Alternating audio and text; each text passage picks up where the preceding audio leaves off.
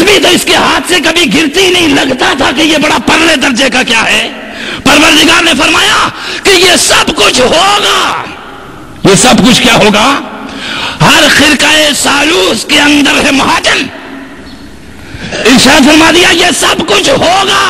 میں تمہیں ایک کسوٹی، ایک کرائٹیریا انسانی زندگی کا دیے جا رہا ہوں، اس پہ پورا اترے گا تو سمجھ کے مرد مومن ہے. سمجھ کے نمازوں سے دھوکہ مت کھا، نمازوں سے دھوکہ مت کھاؤ، حجوں سے دھوکہ مت کھاؤ، تسبیح و ورد و جبہ و دستار سے دھوکہ مت کھاؤ. تمہیں سمجھ بھی نہیں کہ شیطان کیسے کیسے عجائب باتیں قدرت لے کر سامنے آ رہا ہوتا ہے. تو معلوم نہیں.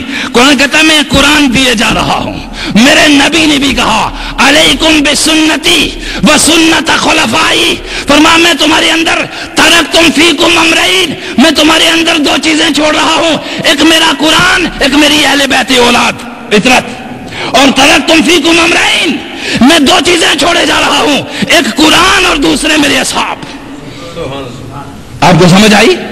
کیا آپ دیکھیے ذرا، اگر اصحاب قرآن سے ہٹ کر ہے تو ماننے کے لیے ہم مکلف، اور اگر قرآن الگ ہے اصحاب الگ ہے ہمیں ماننے کے لیے زحمت رب نہیں دیتا. اگر اہل بیت الگ ہے قرآن الگ ہے ماننے کی زحمت نہیں ہے. فرمایا یہ ہو ہی نہیں سکتا.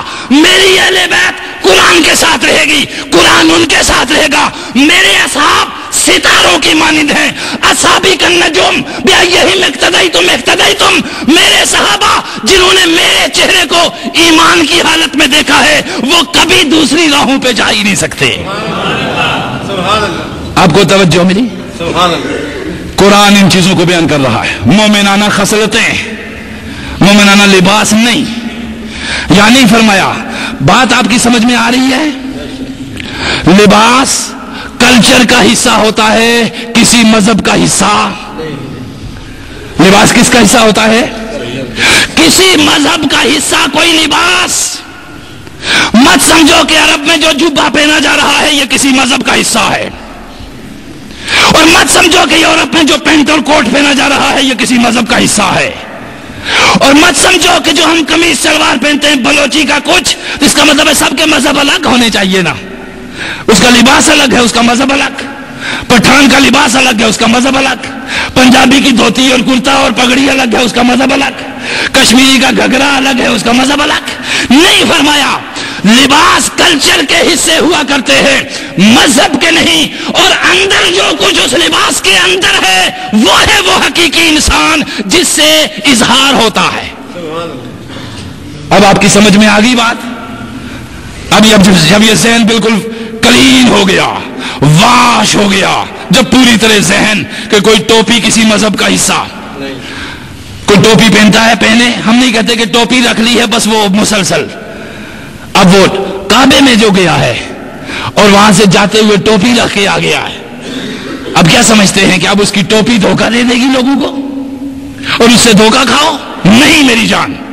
قرآن نے مومنانہ خصائل، منافقانہ خصائل اور کافرانہ خصلتیں اس قرآن مقدس کی پہلی 17 اور پچھلی گویا کہ یوں سمجھیے کہ 26 آیات میں قرآن نے خصائل ذکر کیے.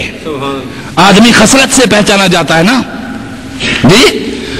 جبے میں اگر ایک کمینہ شخص بیٹھ جائے تو خصلت اس کی کیا جبہ بدلا دے گا؟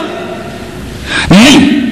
اب اسی طرح توجہ دیجئے، یہ ہے قرآن جس کو پڑھنا ہمارے اوپر لازمی ہے، نہ صرف ثواب کی خاطر بلکہ زندگی میں انقلاب کی خاطر. اور زندگی میں انقلاب لانا ضروری ہے. ہم کہتے ہیں باہر ہم انقلاب لائیں، اور اس انقلاب کی صورت یہ ہے کہ پکڑ لو کلاشنکوف اور تہو تیغ کرتے جاؤ مخلوق کو. فرمایا تیرے اندر کا انقلاب ضروری ہے. اندر جب تیرے تبدیلی آ جاتی ہے تو سمجھ کے معاشرے میں خود بخود تبدیلی آئے گی. اور اندری کی تبدیلی کے لیے قرآن یہ نظام دے رہا ہے. اور اسی نظام کے اندر قرآن نے بہت خوبصورتی کے ساتھ یہ سب چیزیں بیان کی ہیں. اور انشاءاللہ العزیز اگلے جمعے پہ ہم اگلی سورہ بنی اسرائیل کی آیات، اور اس سے پہلے ایک بار پھر میں رپیٹ کر کے آپ کو ایک ایک آیت کا مفہوم سمجھا دوں گا، تاکہ جن لوگوں نے پچھلا سارا نہیں سنا وہ ان آیات کا ایک معنی سمجھ لیں، کہ تاکہ ہمارے لیے آسان ہو جائے. اللہ پاک ہمیں سمجھنے کی توفیق دے.